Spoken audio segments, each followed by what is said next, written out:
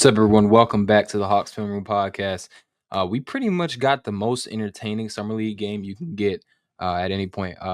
Big game from Kobe Buffkin.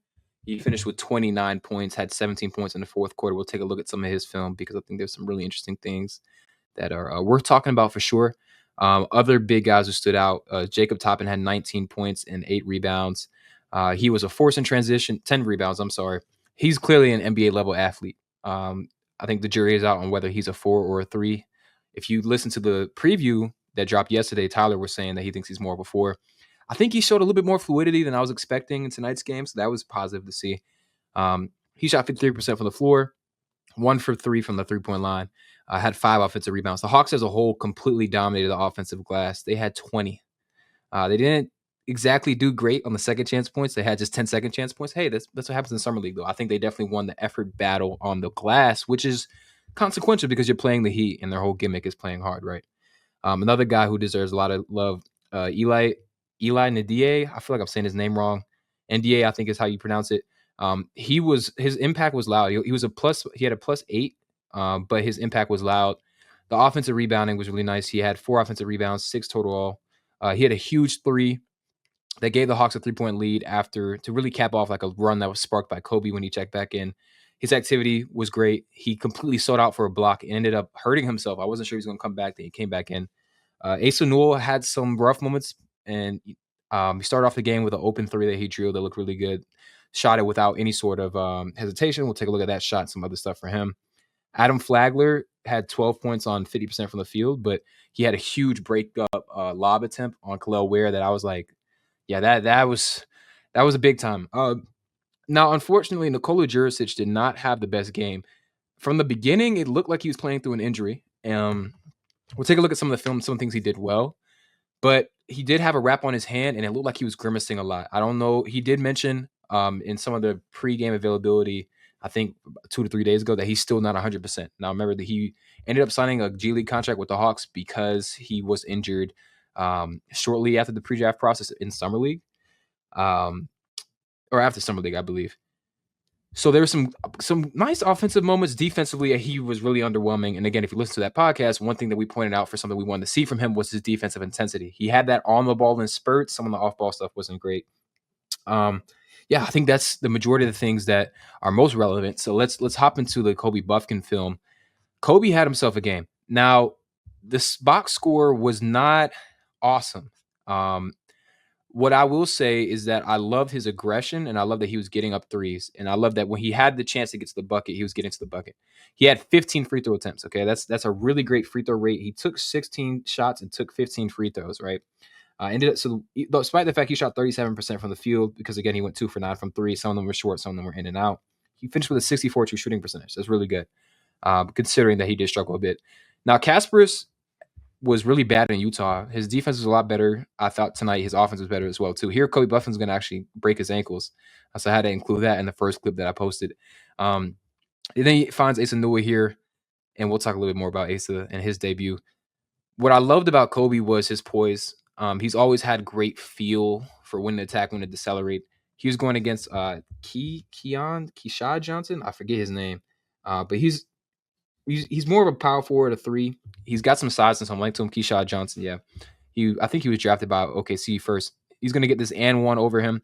Then in this next clip, you're going to see Kobe attack him again. This time, he's going to pump fake, with that wherewithal that he was able to draw that foul last time, and then step through and get around him for an easy layup. Kobe was one of the best finishing prospects in his class. I've pointed to that a lot. It hasn't necessarily translated to the NBA yet, but I think we saw flashes of that. He still kind of needs that screen to create separation, but he's crafty enough to get guys out of position, draw contact, and finish through it, which is really encouraging. Here, he's going to keep the guard on his hip after the pick and roll. And he's going to – now, Khalil Ware is not a great defender. He's trying to disrupt Kobe from this floater, and he doesn't expect this lob pass ends up being a really great pass that gets the big man wide open. Here, Kobe's going to be guarding in space against Kasparis. He had some good and bad moments defensively. I thought he moved his feet pretty well, but there were just times that guys were able to get a step on him. He wasn't able to get around screens. I do think when you're carrying a higher offensive load, which he is in Summer League, sometimes the defense tails off a little bit. I don't necessarily think it's acceptable in this setting. Like, I want to see him give as much as he can, but at the same time, like, there's a reason the offense completely died with him off the floor, right? And again, perked up when he came back on. I like that he's able to force Caspers to push this ball out and then use his 6'8" wingspan to knock it away. Ends up being a turnover. He also took a charge that probably should have had two charges, but he only got one. He was going to drive the mismatch against Kalel, where moves his feet well. He's containing him, but I want you to notice Ndiaye is going to go from the wing. He's going to relocate to the corner into Kobe's passing lane or into a window for Kobe. This initial view does not look that impressive of a pass. Okay, we'll look at some of the other views. It's pretty much a no look or at least a look away pass because he did look at him first. There's Onyeka courtside. So here's a bit of a look at the angle, but this is the best angle to really see how tight this window was. And then you can see that Kobe is looking at the wing as opposed to staring at the corner. So Keyshawn Johnson doesn't know where to close out to the wing or the corner because he has his back to India. And so again, look at him. He follows the path of the ball. Look where Kobe's eyes are. He's looking this way. The ball's going that way.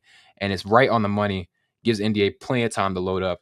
And he drills the three. This was a big shot that put the Hawks up 3 with about a minute 30 to go. Here he's going to attack off the Asa Newell pick and roll again against Keyshawn Johnson, who is an NBA level athlete.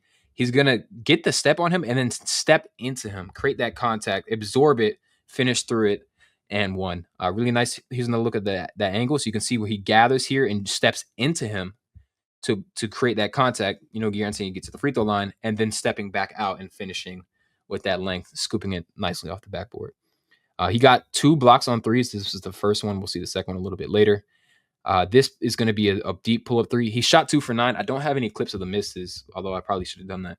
But just a lot of them were short. I don't know if he was working out more. I don't know if he's been, practices were rough, but a lot of them were short. And then he had a couple go in and out. Probably, a level of variance away from being 4 for 9. And now we're talking about like a 35-point game. I loved how he was still aggressive, even though they weren't falling. This is a shot he's going to have to make in the NBA. I think pull-up threes are really important for guards to take and make, and he was willing to take those. This is a clutch charge he took. There was another one that he put his body on the line that he should have got a charge for.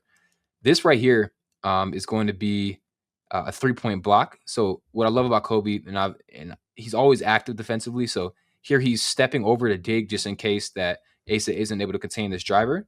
And then when he sees the pass comes back out, he's active in the passing lane again, tries to get that deflection. And then when it gets through, he keeps remaining active, gets a hand on the ball, and ends up blocking the 3. Again, like as a guard, that's special. And here he's going to run in transition without the ball, relocate to the corner, and just shoot it calmly or repel Larson. So all in all, for me, a good first game from Kobe. Obviously, you want the efficiency to be a little bit better. I thought he got to the rim an adequate amount. I would have liked to see him get there a little bit more. I will say that Miami is, Spo was basically coaching, and they're not a bad defensive team. I still would have liked to see maybe like 2 to 3 more rim attempts from Kobe. I don't know if I can pull up his shot chart, but he did somewhat settle a bit for threes. Like, it's good that he got them up, but at the same time, I would have liked to see him just get to the rim a little bit more because he shot 4 for 6 in the lane, and of course 2 for 9 from 3. And I didn't think he had a bad game by any means. There's a metric called game score, which basically tries to evaluate how well someone performed. He had like a 9.9, average is about 10 for comparison's sake.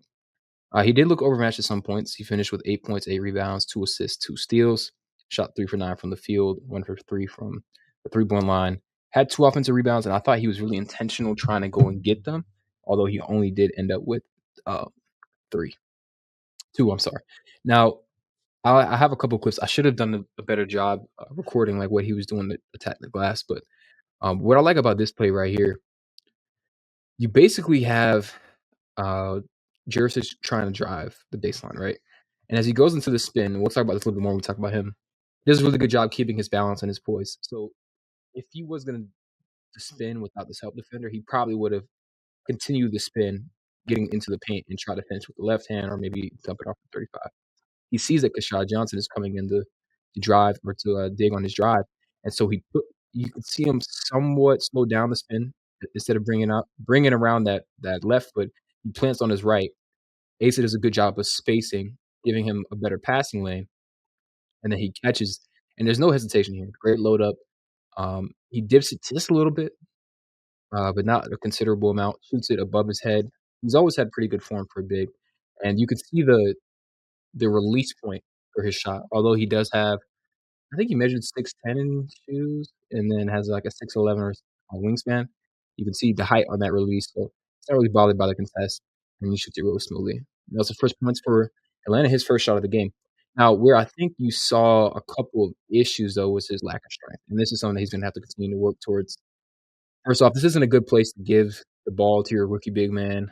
Um, I get advancing and trying to attack early, but it's 1 on 5, and because Flagler doesn't really run and take this defender out of play, it ends up being a trap for Asa.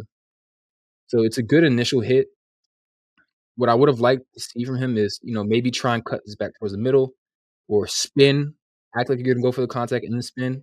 Kashad eats that bump, he's still there, and then you see that Asa he isn't able to get up enough vertically, um, to really maximize what he's trying to do here.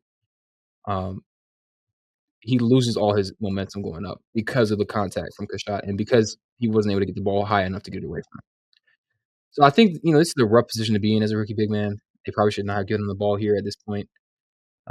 But he does somewhat only have one move, and this is what consistent with what I saw in college is like he has a spinning left hook. And he's attacking on the left side of the basket, it's a little bit tougher because he doesn't have that comfortability with his right hand yet. It's definitely something to monitor. I think that'll be a lot better with as he gets stronger. This one's another good example, like the contact from where, and they just let guys play in some of like, there were definitely some fouls that could have been called there. He's just not able to get up enough. He's not able to get through the verticality and finish it over him. I don't like giving him the ball in this position though. Like it's rough for him to do anything. Um, Now this play right here ends up finishing over Khalil Ware, who I thought was pretty bad. Um, Again, it's Jurisic bringing the ball up, McVay, and this is early offense. Notice that was one thing the Hawks had a big emphasis on was playing early and playing with pace, advancing the ball, making quick decisions. Um, I love that when you see McVay immediately goes to the wing, and so because of this, he stretches the Heat defense who isn't in position. Khalil Ware isn't in position; he's not guarding a big. And as McVay drives his closeout, he's able to get it to Asa. Ball should have been a little bit higher, should have been thrown earlier. Ends up being lower, and so Asa has to come down with it. But you see how quick he gets off the ground on that. Really important because again, he isn't super tall relative to NBA bigs, but the fact that he's able to get his, like he barely has his toes on the floor before he's back up, and he's able to beat Khalil, who doesn't really jump as high as he should. And he's able to punch up. So all in all, if I had to like grade Asa's rookie performance, I thought he was much better as a screener later in the game. They didn't really involve him much in the beginning of the game. He wasn't the lone big on the floor, and he wasn't the designated screener to begin with. It was I'm forgetting his name. It was Samps, not Samps. Joseph, Nelby Joseph. He was the functional big. Um, I think that Asa should have been more involved as a screener because I think that's probably close to what he'll do in the NBA. Now the next guy I want to talk about, we really have three, but JT Toppin. Uh, During the preview, um, there was we were kind of in consensus that like there is a role for Toppin if because just based off his and his athletic gifts. He's not quite as athletic as his brother, but you saw that in transition. He's more fluid than someone like Asa, but I do think he has similar bounce. Like this is a nice push dribble to get in front of the defense and then bring it up and around with plenty of hang time. Like his head's at the rim right here. Like he has plenty of clearance to get it. He was a big part of sparking that comeback as well. And then here he just grabs the rebound and pushes it. See how he looks in the open floor. That fake pass gets Cosper's out of his driving lane, or Cosper's out of his driving lane, and then look at the stride.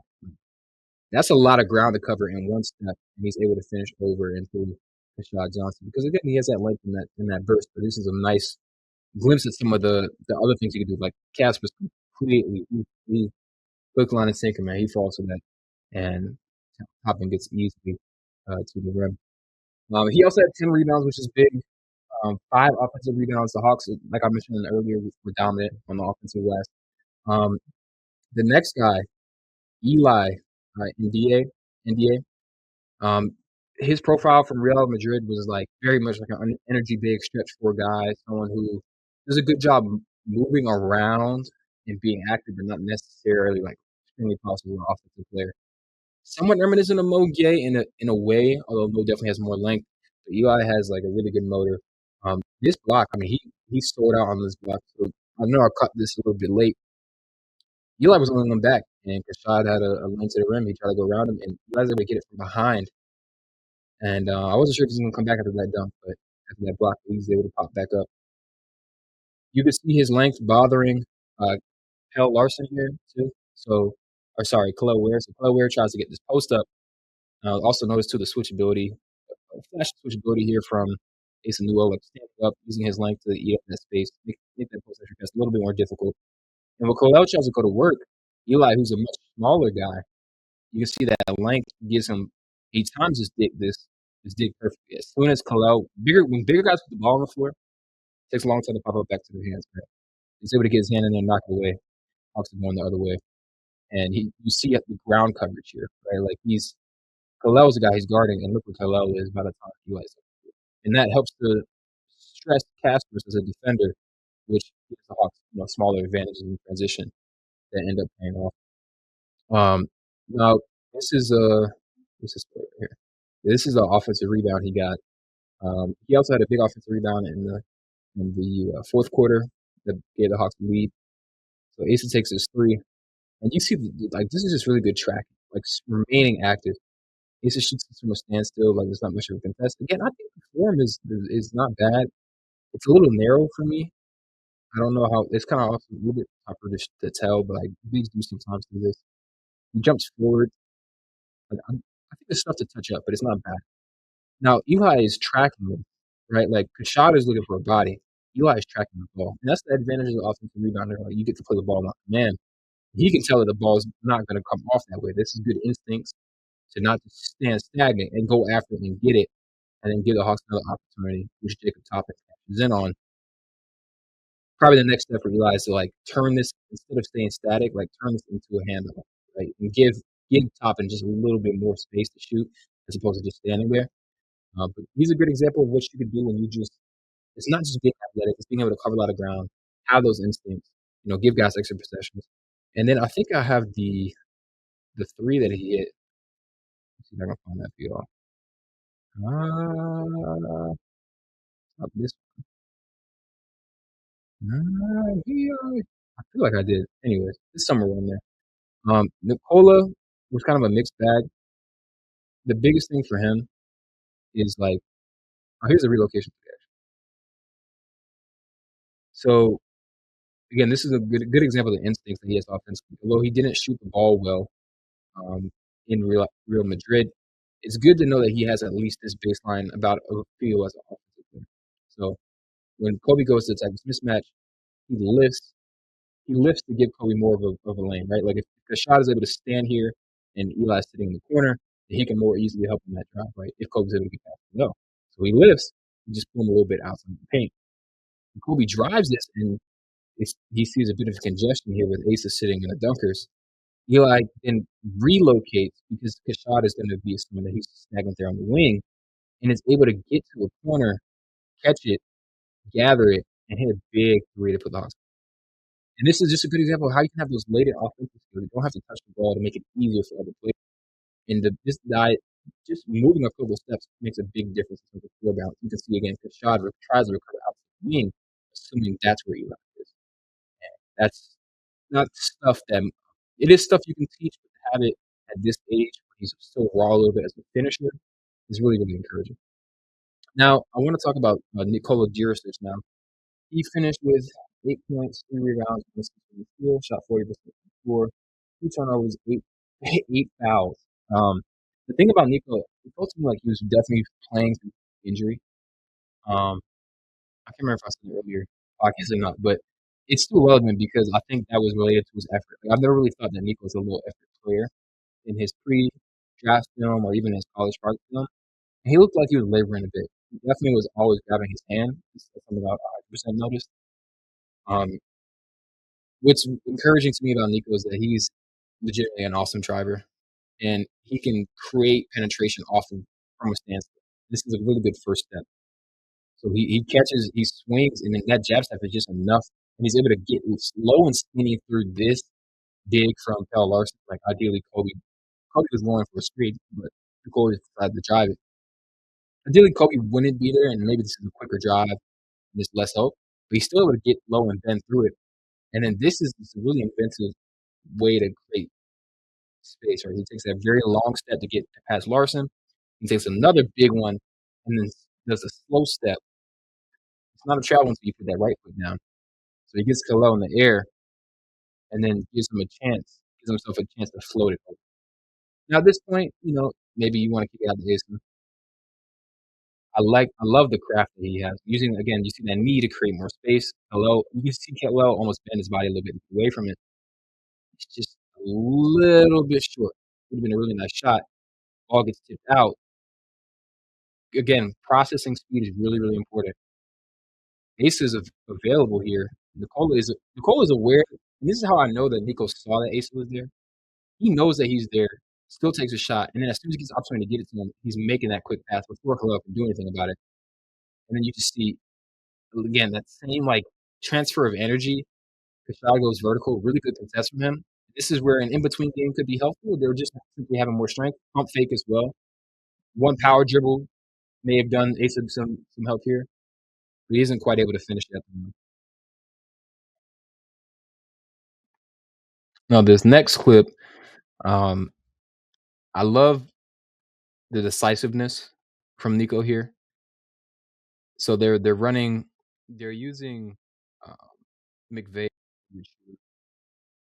to draw the defensive attention. When he gets knocked away from Eli, Casper's gambles. Now Nico has an advantage, right? His advantage is that he's going to be attacking this closeout. Now as that big jumps, as black golden, Nico's going to drive that baseline, and look at the craft here, right? He's going to go plant with that left, guy sets up to take a charge, step across, gather and finish with touch. Really nice move for him. He also had the chance to drop it off to McVay here.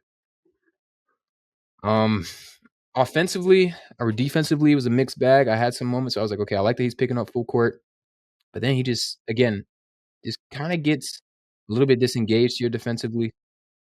So you can just kind of tell he's not really locked in. He's not navigating this screen well. He's not really opening up his hips. He's not moving quickly, and he gets completely folded. Right? You never want to be in this position defensively. This is when you've lost. He's in no position to recover. Still does an admirable job to at least be on his side. Right? Like to go from this position to here, not bad. But it ends up being a layup anyways. It probably could have been an M1 because of how much Nico was on him. But then at the same time, I would see him pick up full court, and I liked seeing that from him, right? So he's not exactly putting a lot of pressure, but he's there as a presence, moving his feet, forcing Pell to have to try and create something against him. This was a pretty soft call. Some of it can be iffy. Sometimes it's good, sometimes it's bad. Now, I'm not sure if Nico will ever be a good shooter, but he was able to get to his mid-range jumper whenever he wanted. Like again, look at this. This is out of a standstill. Like to be able to do this as a second round pick who missed the entirety of his first NBA season playing just in the G League, to be able to create for himself out of a standstill, right? It's a testament to his first step. It's a testament to his speed and his shot creation ability. He just finds that weak spot in the defense. He's going to rise up, fading baseline midi, like really beautiful shot. Again, look at the height on the shot, and he's able to just knock that in. Now off ball defense, sometimes it was good, sometimes it wasn't, right? So like here, this is Pelle Larsson. That's Nico's matchup. He's not exactly sprinting. Miami notices that, and Nico lets up. This is not what you like to see in summer league, right? This is a lack of effort. He assumes this is a foregone conclusion. He's like, well, he's going to get a layup. I'm going to slow down. And so because he slows down, there's no X out to 64.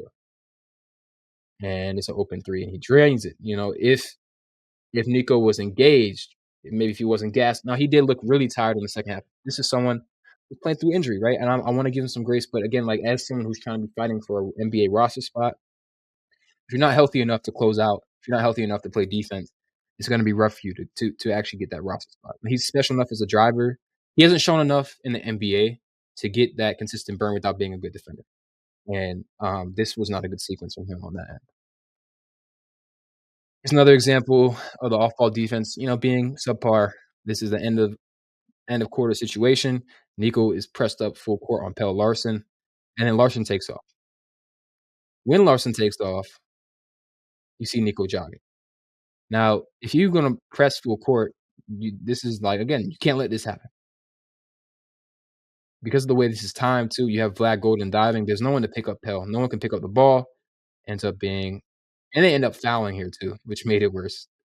Um, I did like seeing how engaged he was off the ball at times. Again, at times. Most of the time, it wasn't like this, but this is a good example. So he steps up as a low man to cut off this impending roll from Vlad Golden.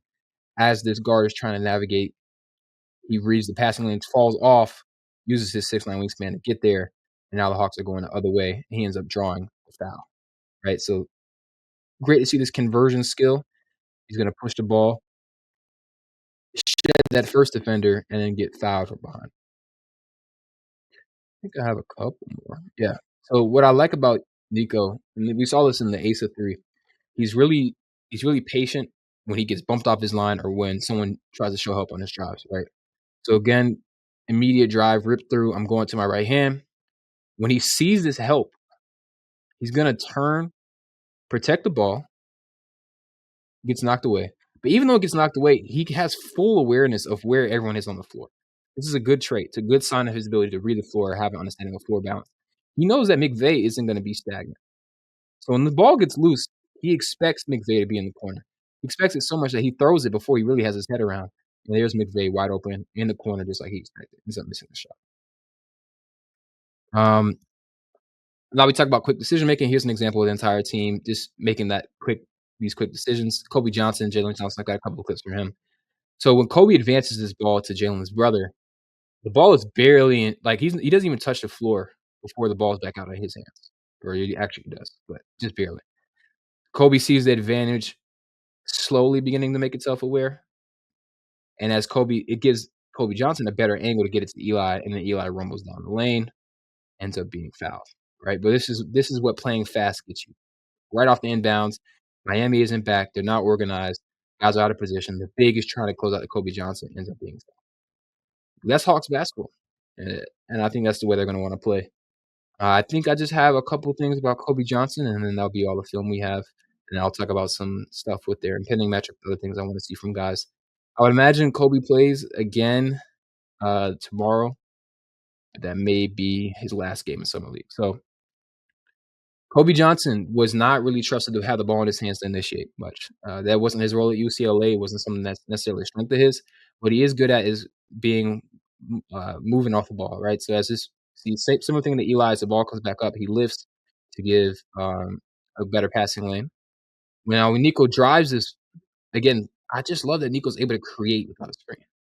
Drives it confidently, switches hands, runs into a bit of a traffic jam, right? Because the big steps up and I think that's Eli, isn't exactly spaced the way you would like. Like if Eli's above the break, he's not exactly stretch 5, but against Vlad, like there's no need to keep Vlad near the basket. It looks like they did want to play 4 out, 1 in, from the way they were playing, but it just kind of cuts it off a little bit for Nico and allows for 64 to X out.